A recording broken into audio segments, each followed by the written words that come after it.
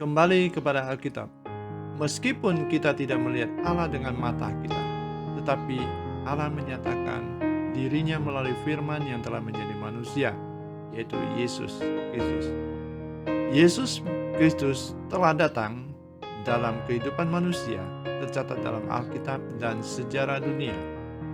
Dalam hal ini sebagai bukti bahwa Allah telah menyatakan dirinya kepada manusia melalui anaknya yang tunggal, yang bisa dilihat, disentuh, diajak bicara, dan bisa berinteraksi dengan orang-orang pada zaman itu. Melalui Alkitab, kita dapat kesaksian-kesaksian yang menakjubkan dari orang-orang yang telah berjumpa dengan Allah, dari awal mulanya umat manusia hingga saat ini. Orang buta, orang kusta, janda miskin, orang lumpuh, orang kaya yang berjumpa dengan Allah dan melihat kemuliaannya.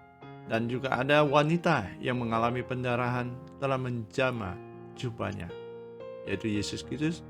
Semua itu ada dalam Alkitab.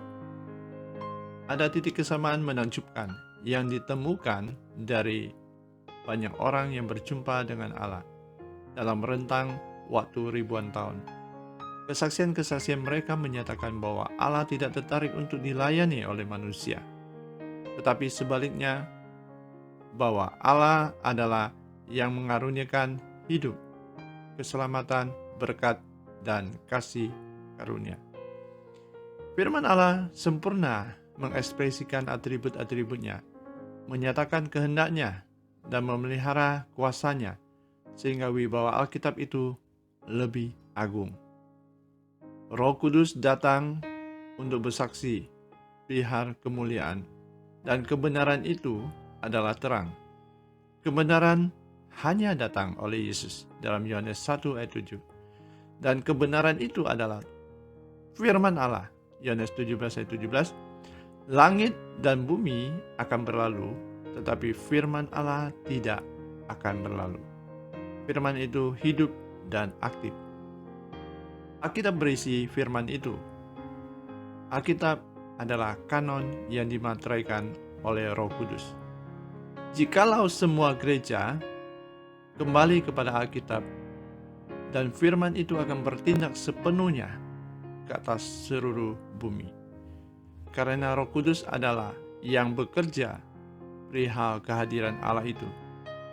Membaca Alkitab bukan sebagai cerita-cerita masa lalu, tetapi sebagai kehidupan.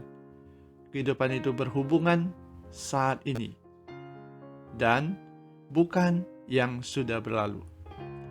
Karena itu, manakala orang mendengar firman Allah sebagai suaranya yang dinyatakan pada saat kini, Roh Kudus akan bersaksi perihal itu dan mendukung dengan kuasa.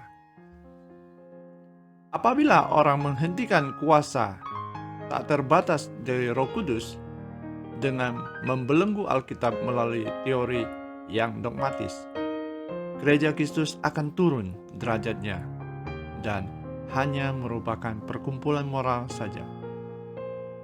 Itulah sebabnya mengapa orang harus kembali kepada Alkitab.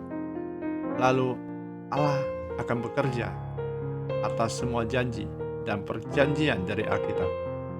Dan orang akan merasakan kuasanya sebagaimana hal-hal orang percaya zaman dahulu. Mari kembali kepada Alkitab. Tuhan Yesus memberkati.